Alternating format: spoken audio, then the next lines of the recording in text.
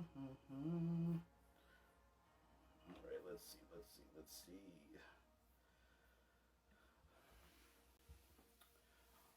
All right, it is Monday night, kind of, which means that it's Monday night roll-off. Um, Hello again from Western Massachusetts. I am a little early today because I'm going to be subbing in the Monday Night League in the area, which is great. I never turn down free bowling, especially in league. It's kind of funny, this Monday Night League that I'm subbing in was like the first league I bowled in the fall after like subbing once, I think, in the summer league. And I happened to be on the team of like the best bowlers in that league, because I was filling in for the pro shop owner Al, Alan Jasmine, who's like the best guy. Like really, I've been really blessed to have a couple of pros and really good bowlers that I've taken under their wings, and Al really took me under his wing. So anyway, so I subbed for Al that first week, and I sucked. I was embarrassed for myself. I did such a bad job. It was terrible. And I was bowling with this one guy. His name is Joe, who I'd say 2 years ago had the highest average in Massachusetts, a 245 average. So it was just embarrassing. But as I've gotten better, I've gone and really ripped that league, and you know, these kind of, yeah, I did have a bad night, Rob. And like that league, I guess I could be considered a sandbagger now, even though this is why I hate this sandbagger term, and it triggers me. Shout out to a professional bowler who I'll remain nameless. But I think my handicap is in the 60s or 70s, and I do. But I like winning. But so basically every time I bowl in that league now, which is a match/team league, so I'll be opposite people and they'll get really pissed off because I'll bowl pretty well with this crazy handicap, and it's fun. So I'm going tonight. Rob will be there, Bowling Green 83, and yeah, that's gonna be fun. I'm gonna be on the team with a couple of random people. I've never met them, or maybe I don't remember who they are and stuff like that. But that's gonna be cool. So, all right. So anyway, so I wanted to kind of just go over my experience at this 8-game sweeper on Saturday, the New Year's Eve sweeper at Chicopee Lanes. Chicopee is really like the second closest lane to my house, so it's where I do end up there a lot. But like I'm still like unfamiliar with it because I spend most of my time in Northampton where I live, and like basically Chicopee's a lot wetter than what I'm used to in Northampton. It's just to make up the lanes, I'm sure, or just how their house shot is, but that's kind of why some of the best piece of advice are to go to different houses and try them out. One that I'm really trying to go to, which is a lane in East Longmeadow, which is also in Springfield, which is supposed to be like wet to the pins, which will be really fun straight bowling, I guess, for the day. But so anyway, so this 8-game sweeper ended up being pretty packed. There were 63 people there, which was awesome. Some people I knew. I bowled with 5 other guys who I didn't know, but it was really cool. They were really cool. There wasn't any like douchiness about it. There's even like a couple of young kids who, you know, got mad when things weren't going their way, but they were mostly under control. I can't stand bowling with people who get unnecessarily annoyed at bowling. It's like don't kick the ball return. It's your fault. Like the ball return did nothing to you besides return your balls. So, but so it was interesting because the first game, I just wasn't on it, and I was in my head, and I was pulling the ball like crazy, like I tend to do, and I just threw like a 1-8. It wasn't, and in my head I'm like, man, I'm gonna be in for a long day, another one of these tournaments where I kind of like suck and I don't make any impact on anything. But in a certain way, right? It's like throwing a gutter ball, your first ball. Like you do punch ball returns, Rob. You also get pissed off. at times I mentioned in my post how there's really good bowlers who get mad at themselves even when they're doing good, and I'm always talking about Rob. That's little inside baseball. Um, but so because he's so good, like Rob bowled a 300 against me last week and made me just threw my shirt right back in my face. The shirt gag a couple posts ago, and still in that last shot I put it as a story, and you can see he was like irritated by it. That's right. So anyway, so back to the sweeper. So in the sweeper, my second game after, like I just loosened up, and I got the projection stuff going, and I slowed down. Right, that's really just kind of keeps kind of getting me is slowing down. And I found it right. I found that second game. I threw I threw a one. But this is like the Rob commentary show now a little bit, and I'm here for it. But so, how hard would it be to invite Rob right now? Could you even talk? I'm sure he's at the lanes. I guarantee it. But so then I threw a 193 and then a 222, which was I was really surprised, and especially the people who I was bowling with. There's a couple of guys. One guy, John Becker, I think is his name, and another guy who were good, and the two young kids were really good. They were both from up north. They had come down and stuff, and I was out bowling them. Like me. It's like I couldn't believe it.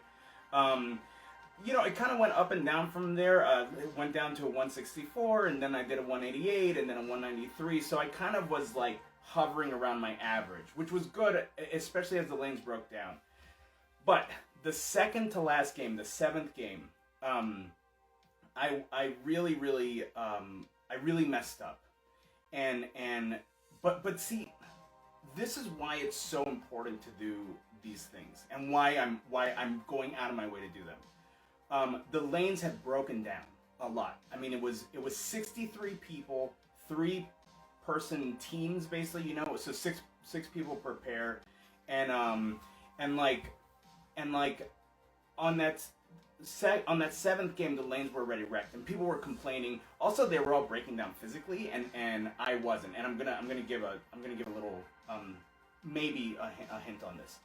But so the second to last game, I couldn't get it across. I was so far left, and I'm like, let me go back to out and in, and I hadn't practiced going all the way right in a long time, and flattening my hand down and throwing straight, which really was my shot for basically most of my time as a bowler, even bowling since June. I was like that. Rob and I have been working on projection and getting my shoulders out and getting the ball out there, and so like I needed to go back to that, and I couldn't. And so that seventh game was a 149, which was a bummer. Like and I'll also readily admit I lost my focus, and I just was like, I'm gonna mess around, and I wasn't picking up spares. I just like lost focus. So just again these things to work on. But the eighth game I went back to my original throw, and I was throwing the hustle. Who yeah, there you go. Rob hates that hustle, and so I was throwing the hustle, and it like went it went excellent, and it was breaking. I had a really far break point. So the break point was basically right in front of the pocket. So I was kind of sliding it like totally through the middle, and then it would break super late, and I threw a 224. The last game, everyone else was falling to pieces. Everyone else's lanes were wrecked. No one else could handle it, but I handled it, and I did it right. And it's like Rob's saying, it's a testament to the practice, to moving left, to work, to getting their shoulder, to really trying to open my game up. So two things that I wanted to say I learned, and I'm going to implement from this tournament. One thing is a new practice routine that I'm developing, and Rob is helping out. Thank you, Rob. Is the in and out challenge, right? So the in and out challenge is basically a way to practice alternating between those two sides of the lanes, starting off 6 frames going that inside line, and then 6 frames doing that outside line, and then alternating every 2 frames between those 2 lines. And the point is to train your body to be able to handle being able to move back and forth, like being able to go where you need. I jokingly said in the reel that I put up that it's like the Jeet Kune Do of bowling, right? But that's the point, is being flexible and not being stuck in what you do. Instead, more like paying attention to the lane, taking what the lane does, and going with it. And it's really I think it's really going to be effective for making my game more versatile and allowing me. The other thing too, what I learned the other day when I was doing the In and Out challenge was how different it feels to go out again, and then that like informed me more going in. So it's just spreading those limits and boundaries and getting more information for your brain to process, for your body to integrate, for you to do those sorts of things. So that's really like been really cool. The other thing is, and Rob, this is for you. No one except for me at that tournament was drinking water. So we started bowling at 11 a.m. I didn't stop bowling until 5 p.m.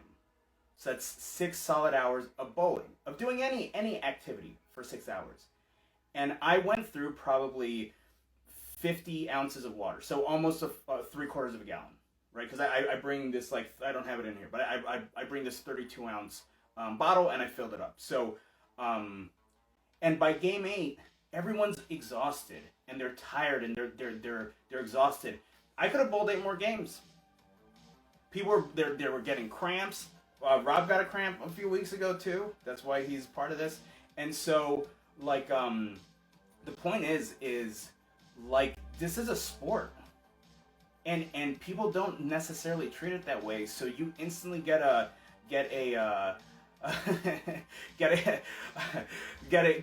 advantage over people who drink beer while they're in a tournament, and that's fine if you don't want to take it seriously. But if you want to take it seriously and you want to make money and cash out and do good, it's part of the game. It's part of the sport. You're an athlete. So, okay, cool. So anyway, so that's sort of like that experience. It's really great. I'm actually I'm psyched that I'm picking it up in tournaments, and you know, like I'm just gonna do more. I have a tournament this weekend now that I'm doing a doubles with a friend from the alley for an over under. She's like 54, and so that'll be fun. And just again, get more experience, learn more things, and just keep pushing it forward. All right, so something I've been wanting to talk about for weeks, months, and something that really I think has changed my game completely. Is 2 pieces of advice that I got from Cliff Wheelock, who I give probably has had the second largest influence on my bowling game, except for Rob. If Rob wasn't in the chat, I would maybe say the first. Sorry, Rob. But so the 2 pieces are, the first one is having my eyes down lane. So I don't look at arrows at all anymore. I don't look at it in any way whatsoever. Where my eyes go is where I expect my break point to be. So when I'm throwing a ball like Zardoz, I look way down the lane. Basically, I kind of say where the lights reflect from the ball return, or from the pin setter, where the lights are. So I also learned another little trick during this during the sweeper. So the gutters are in multiple pieces. So there's 4 pieces in the gutters, and the first end of the gutter is right at the arrows. So that's about 15 feet. So if you're trying to figure out on the lane, like kind of like an idea where the breaking point is going to be visually, like you can use those breaks in the gutter to know where it's going to be. So if it's a 40-foot pattern, that's going to be the set, like somewhere halfway in between the second and third cracks in the gutter. So just something I kind of figured out and really helped inform me of where that sort of like end of the oil is. But anyway, so with a ball like Zardaw's, I'm looking basically at that like 36-foot endpoint on the oil, and then if I'm throwing a Dream, which is the reality, so solid, I'm looking more at like 30 feet because it's going to break earlier, because that's what that's what a global reality does. I mean, it's going to break super early, or any other solid and stuff like that. So just kind of like how I've been like with my eyes approaching stuff lately. So that's like the one big change, and I think that alone has been raising things too. That's really been what's been making me do a lot better, is having a better eye placement than the arrows. Arrows are old school way, old advice that's probably outdated. The second advice is what I call the box of oil. So I bought this super cool. How perfect is this little whiteboard that's like the dimensions of a lane? So the box of oil is kind of like let's say this is your okay. Let's say that is your your pins are up here, and that's the lane, and you have your arrows like right about right here, right? So those are your arrows, and and your break point is going to be right around here, right? I mean, of course, this isn't the scale, but all right. The box of oil is kind of like adding another dimension to the lane that like I don't think most people think about while they're bowling. And some of the better bowlers I've run this idea by, Rob being one of them, and a couple of other guys, they're like, oh, this makes sense. I've just never been able to explain it. So basically, a box of oil is that it's not just that sort of like, this isn't the only end point of your oil, right? So this is all dry, and so your ball's going to hook as it goes through here. But also, you have these outside of the two arrows, depending on the oil pattern. So we'll just say a house pattern. Outside of these two arrows, you also have dry. So dry here and dry here, right? That means that if your ball hits anywhere on the outside, it's going to grab and hook as if it's on the front side of the lane. What this does is that it makes it that you can control your parabola, it's a vocabulary word, your parabola of your hook and angle based on where you hit outside of the 10 board, and not just here. So let's say you're bowling over here, you kind of you're hitting this part, and you keep coming, let's say you're coming too high, right? You're coming too low into the pocket, right? So if you were to move your break point to here, now you're gonna go into the pocket because your ball is gonna break earlier, and now you don't have to change your ball. You don't have to ball down. You don't have to adjust your your foot position or anything like that. Instead, you have to be conscious of this other dimension, right? So it's a second dimension now on the lane. And so now having that second dimension, you can now play up and down the line and control how